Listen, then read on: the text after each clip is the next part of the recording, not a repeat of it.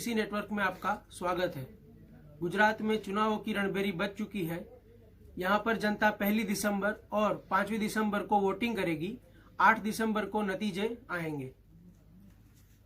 पिछली बार यहां पर हमने बात की थी अहमदाबाद जिले की। आज हम बात करेंगे आणंद जिले की। आणंद जिले में टोटल 7 सीट है। खंभात, बोरसद, आंकलव, उमरेठ, आणंद, पेटलाद और सोजित्रा। 2017 के चुनावों में खंभात और उमरेठ की सीट पे बीजेपी ने जीत हासिल की थी। इसके अलावा 5 सीटों पर कांग्रेस जीती थी। आणंद जिले के विद्यानगर शहर से हमने ग्राउंड जीरो रिपोर्ट तैयार की है। तो आइए देखते हैं ग्राउंड जीरो रिपोर्ट विद्यानगर से।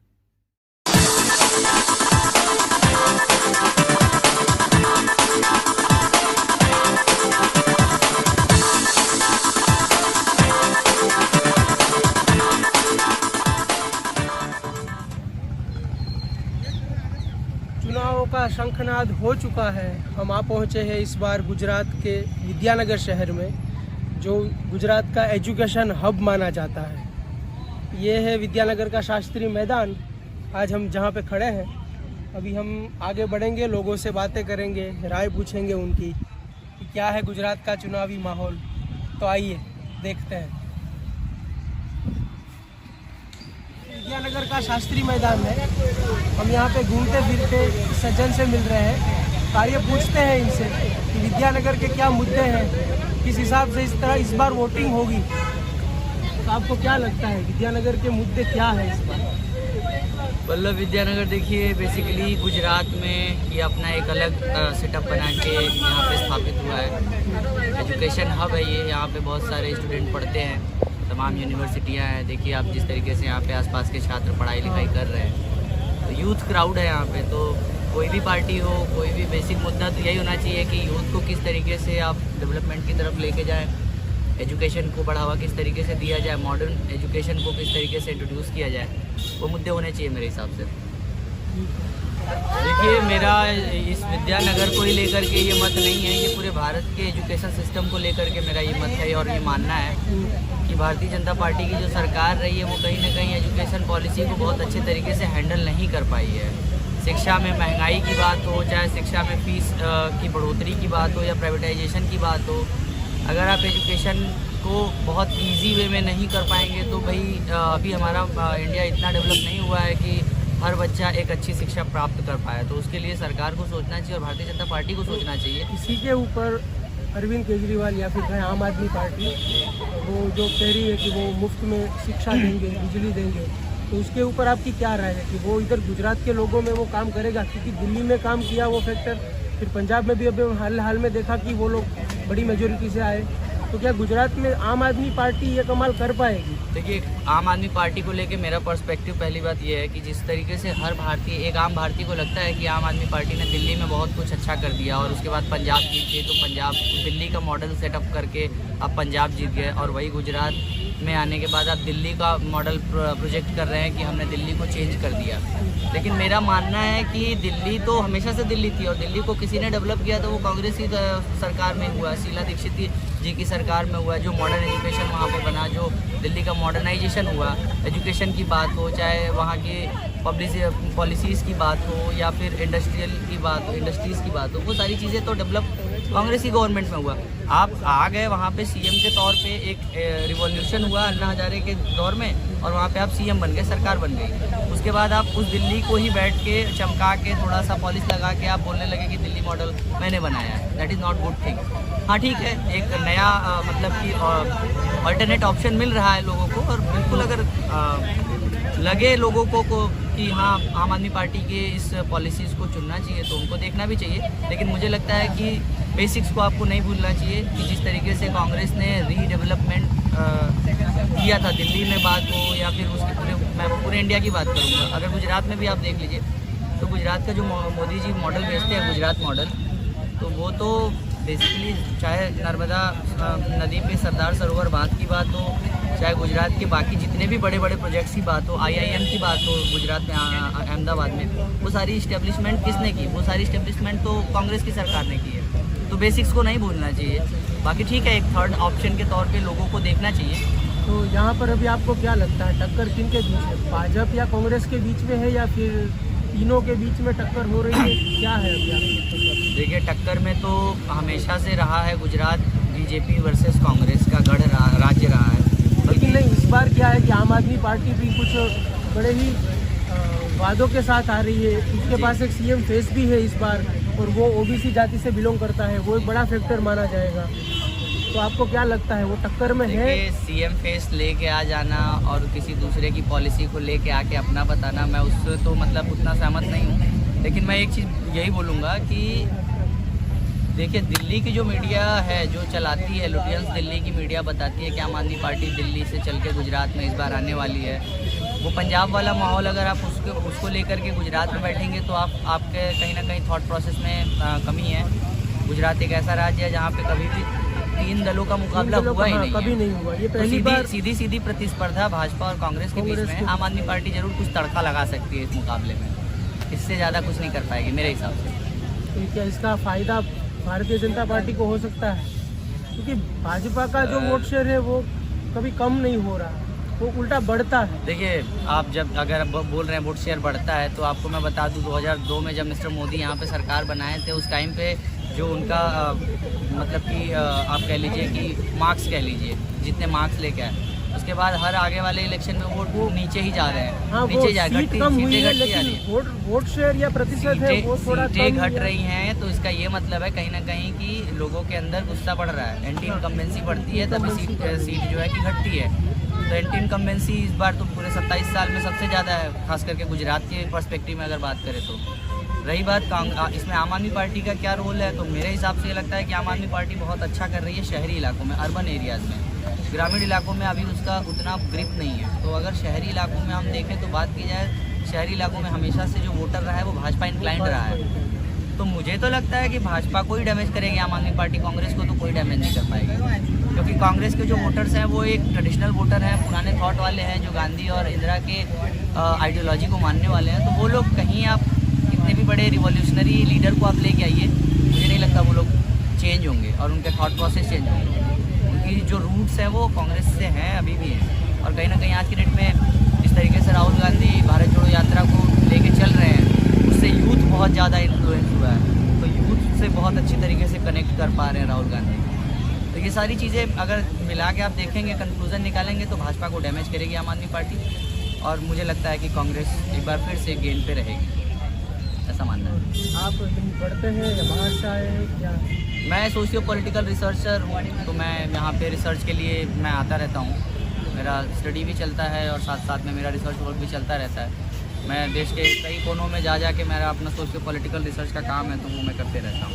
और आप बेसिकली कहाँ से हैं? मैं रहने वाला बनारस का हूँ जी, मोदी जी के राज्य सांसदीय क्षेत्र।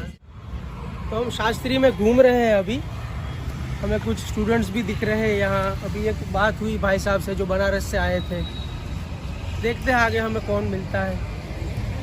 एक भैया बैठे हैं, बात करते हैं, देखते हैं क्या होता है। क्या एक व्यक्ति बोल सकता है, आप फांसी पे चढ़ने को तैयार हैं और न देशद्रोही, चलिए भगत सिंह दूसरा हो जाएंगे। तो मैं बैठ जाऊँ? हाँ बैठिए। तो आप कहाँ से हैं, पहले तो ये बताइए, आप कहाँ से बोलते हैं? हम रहने वाले पटना के हैं और अब तो रिटायर हो गए हैं, यहाँ 30 साल रहे हैं। 30 साल? हाँ। तो आप जॉब था आपका? हाँ जॉब था, एक ट्रस्ट में हम डॉक्टर थे। बराबर। तो 30 साल से इधर ही रहते हैं? बिल्कुल, हम केशुभाई पटेल से लेके अभी तक के इतिहास में जानते हैं। और मेरा एक शौक भी रहा है कि current affairs in national, international, state और डिस्ट्रिक्ट सब में इंटरेस्ट रखते हैं। जो कुछ हो रहा है सबको देखते समझते हैं। बराबर। हाँ, वो देखता समझता ही रहना चाहिए हमको, ताकि मतलब हम जर्नलिस्ट नहीं हैं, लेकिन नज़र रखते हैं तीसरे वर्ल्ड जैसे। हाँ, हम जो भाषा बोले वो आपको बहुत काम आएगा। हाँ। तो आपको क्या अभी क्या लग रहा है, गुजरात का माहौल किस तरफ? देखिए, गुजरात चुनाव का माहौल और यहाँ का समाज दोनों में एक बहुत बड़ा गैप है। यह जो गैप है, यह गैप इस बात के लिए प्रतीक है कि कुछ स्टेट में होता है लोगों का ईगो, हम जज बने, कलेक्टर बने, इंजीनियर बने, डॉक्टर बने। लेकिन यहाँ तो सिर्फ एक ही ईगो काम करता है, हम कुछ बने या न बने विदेश से। तो फॉरेन एक्सचेंज का जो बेनिफिट है इंडियन करेंसी के आधार पर, उस बेनिफिट से गुजरात समृद्ध है। वरना ऐसा नहीं है कि सब लोग आत्मा परमात्मा, ज्ञान विज्ञान, अच्छी क्वालिफिकेशन हो, हम अच्छा एजुकेशन लें, हम MSc PhD बोलें, हम टॉप करें, ऐसा कोई ईगो नहीं है। सामाजिक स्तर पर हमारी खिचड़ी कढ़ी खाएं पिए, बढ़िया घड़ी मकान गाड़ी चार चूड़ियों वाली हो जाए, यही यहाँ के समाज की सबसे, और ये अच्छा भी, खराब नहीं है, बढ़िया बात है। हम कंट्रोवर्सी में नहीं जिएंगे, हम सुख में। ये यहाँ के समाज की विशेषता है, बल्कि हम तो बोलते हैं पूरी दुनिया के समाज को यही विशेषता रहना चाहिए। इसमें काम क्रोध मोह माया से अलग रहने की तो भावना है, जो सभी विद्वान लोग कहते हैं। और चुनाव की बात है, तो सबको मालूम है कि इन बातों, इस विषय पर बातचीत नहीं करना है। जब मन की बात आएगी तो मन की बात कह लेंगे, कर लेंगे। 1 दिसंबर को और 5 दिसंबर को हम वो कर लेंगे। हाँ, मन की बात है। और मन की बात का तो फैशन बहुत जोर चला है। तो अभी यहाँ पे भाजपा दावा करती है कि विकास हुआ है, इस मॉडल को वो आगे लेकर गए। फिर 2014 में भाजपा की सरकार बनी। फिर आपने बताया आप पटना से हैं, तो 30 साल से आप यहाँ पर हैं, तो आप वापस जाते होंगे पटना कभी? हाँ, तो बीच बीच में जाते हैं। तो अंतर कुछ दिखाई देता है? मतलब देखिए, अंतर तो बहुत बड़ा दिखता है।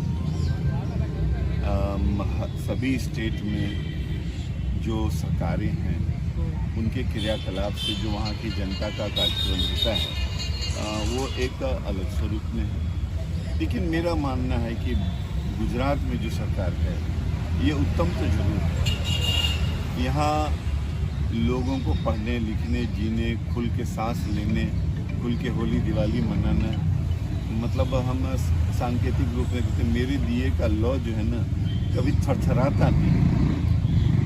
और पॉकेट भी अपनी मेहनत के हिसाब से बढ़िया है। तो अगर हम मेहनत करेंगे तो हम कमाएंगे, इसके अवसर मिलते। और रहा कि चुनाव के लिए जिन जिन बातों का जो तत्व होता है, उन सब तत्वों में तो बहुत सारी बातें होती हैं और बहुत सारे सवाल। लेकिन हमको लगता है कि अभी जो सरकार है, वो सरकार, जैसे हम कह सकते हैं कि हम 100% पवित्र नहीं, 90% हो सकते हैं, तो थोड़ी बहुत तो कमियां रहेगी। अगर मनुष्य पूर्ण नहीं है तो मनुष्य के सारे क्रियाकलाप 100% 24 कैरेट नहीं, तो उनको तो सहन करके 90% तो है पियो, तो 90% का लाभ लें। 10% के को ध्यान में रखते हुए 90% को नहीं गंवाना चाहिए। यहाँ पे पहली बार देखने को मिलेगा गुजरात में 3 पक्षीय चुनाव होंगे। तो अभी तक क्या होता था कि कांग्रेस और भाजपा दोनों में ही टक्कर होती है। अभी तीसरी पार्टी आई है, आम आदमी पार्टी। हाँ। तो आपको क्या लगता है, कुछ नुकसान करा पाएगी वो भाजपा को, या फिर उल्टा भाजपा को फायदा होगा, कांग्रेस बिछड़ जाएगी इसमें? राजनीति की दुनिया में एंटी इनकम्बेंसी का जो कैंडिडेट है, उसके लिए जो लोग सोचते हैं, अब वो भी सोच बदलने वाले हैं। क्योंकि मुख्य चीज़ है कि जो वो कहते हैं 200 यूनिट बिजली फ्री देंगे और 300 यूनिट बिजली फ्री देंगे, 300 यूनिट तक हो जाएंगे। हाँ, तो अगर हम समझते हैं कि महंगाई है, तो पब्लिक इन बातों से कन्विंस हो सकती है। लेकिन सिर्फ बिजली का बिल भरना ही जीवन नहीं, जीवन में और भी चीज़ें चाहिए। और बिजली के बिल भर देने से या बिजली का बिल नहीं भर देने से देश का विकास हो सकेगा, ये बात में हमारा विश्वास है। कि बिजली का बिल ना भरें तो कब तक नहीं भरें, आखिर तो देश का ही नुकसान है ना। हम बिजली का बिल भरते हैं तभी तो देश चलता है। अच्छा, लोग ठीक है, कौन बनेगा करोड़पति से लेके सभी चीज़ों में आदमी को चाहिए, देखिए मेहनत करना पड़ता है, पढ़ना पड़ता है, KBC के क्वेश्चन का जवाब देने। हाँ, तो ऐसे तो नहीं है कि सोए जवाब दे करोड़पति बन जाए। और अगर आप ऐसे बनिए फिर करोड़ रुपये का वैल्यू नहीं रहेगा। इसे अच्छी सरकार के लिए, अच्छे उम्मीदवार के लिए, उनके अच्छे मैनिफेस्टो के लिए अगर हम सोच समझ करके वोट दें तो हम हमेशा अच्छी सरकार को भी देंगे। और आपका वोटर आईडी अभी यहाँ का हो चुका है कि आपका? हाँ, यहीं का है और हम वोट देते भी हैं, लेकिन हमको लगता है कि ये बिजली का बिल और ये सब जो रेवड़ी का जो वातावरण है, इस वातावरण के कारण कुछ लोग रेवड़ी खा सकते हैं, लेकिन डायबिटीज वाले तो रेवड़ी नहीं खाते। ये अच्छी बात कही आपने। मतलब इसलिए कि कोई सुने तो उसको मजा आएगा। लेकिन फिर भी चुनाव है तो ये सरकार का एक बहुत जिम्मेदाराना बात है। जितनी सरकार की जिम्मेदारी होती है, जितना जनता के प्रतिनिधि की जिम्मेदारी है, उतना ही जिम्मेदारी देश के नागरिक का कि हम अच्छे उम्मीदवार चुनें जो समाज का कल्याण करें, समाज में जो समस्या है उसको विधानसभा या लोकसभा में रखें ताकि इस पर विचार विमर्श और देश उन्नति करे। यहाँ पे कुछ स्टूडेंट बैठे हैं, पूछते हैं उनसे। कहाँ से हैं आप? गाँव या यहीं से हैं आप? गाँव से, कॉलेज, आनंद से? स्कूल में पढ़ते हैं? 18 साल हो गए आपके, वोटर आईडी है? नहीं। क्या लगता क्या आपको? कितनी का माहौल हो चुका है, चुनाव आ गया है, क्या लगता है आपको? मुझे तो लगता है कि बीजेपी जीतेगी, मगर इस बार आपकी आम आदमी पार्टी हाँ थोड़ा वो बाढ़ दे रही है, शायद वो भी जीत जाए। और मुझे लगता है कि सरकार बदलनी चाहिए, बार बार बदलनी चाहिए, जिससे विकास होगा। यहाँ से पहले से बीजेपी है तो क्या हो रहा है, एक का एक भी हो रहा है। हाँ विकास हुआ है, उसकी बात नहीं, पर कुछ हमें ज़्यादा चाहिए। तो तुम क्या पढ़ते क्या हो? मैं साइंस RBDP। तो तुम्हें क्या लगता है अभी क्या मुद्दे क्या है यहाँ पे विद्यानगर के, अगर कुछ बता सको तुम? विद्यानगर के मुद्दे तो कुछ नहीं, अभी कॉलेज सब कुछ यहाँ स्टडी और बराबर है, पर कुछ ऐसे आनंद में कुछ ऐसे एरियाज़ है जहाँ पे अभी ऐसे रेयर एरियाज जहाँ पे अभी पर सोसाइटी ठीक से बनी नहीं है, बनी ज़रूर है लेकिन गटर भी नहीं, ठीक है, जिनको अब रहना भी बहुत मुश्किल हो रहा है, उनके लिए कुछ व्यवस्था की जाए। वो केजरीवाल कह रहे कि हम सब मुफ्त में देंगे बिजली पानी, वो सब ठीक है, मगर उससे भी अच्छा होगा कि हम आप सब कुछ अच्छा कर देते सोसाइटी से। स्कूल में कुछ पैरेडिस लाए, आपको अभ्यास में कुछ नया सोचे तो अच्छा। चलिए धन्यवाद। क्या लगता है? पता नहीं, कुछ पता नहीं, कोई आइडिया नहीं। यहीं से हो आप?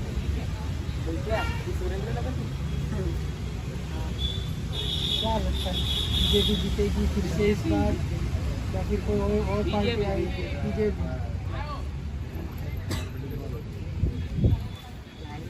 आप इधर से ही हो, बोलेंगे आपकी नहीं बोलेंगे? तो क्या लगता है आपको चुनावी माहौल क्या है? क्या मालूम, यहाँ यहीं से है आप कहाँ से? राजपीपला। तो यहाँ पढ़ाई करते हो? किस विषय में? BBIT diploma. तो क्या आपके राजपीपला के मुद्दे बताइए, इधर का तो छोड़िए, राजपीपला में क्या है? जनता के मुद्दे कुछ होंगे? मालूम ही नहीं। आप वोटिंग करते हैं, मतलब वोटर आईडी है आपका? नहीं अभी फर्स्ट टाइम वोटर है तो अभी आप वोटिंग क्या देख के वोटिंग करेंगे कि वोटिंग ही नहीं करना है आपको? क्या अभी सोचा नहीं, लोगों को देख रहे हैं, मिल रहे हैं, कुछ स्टूडेंट्स हैं, बाकी सब अभी कुछ लोग हैं जो ये लोग हैं जो अभी वोट नहीं करेंगे क्योंकि 18 साल नहीं हुआ है। ये एक भाई साहब मिले जिसका वोटर आईडी नहीं है अभी। तो अलग अलग बिंदु हमारे सामने आ रहे हैं इस चुनाव यात्रा से, देखते हैं आगे, चलिए।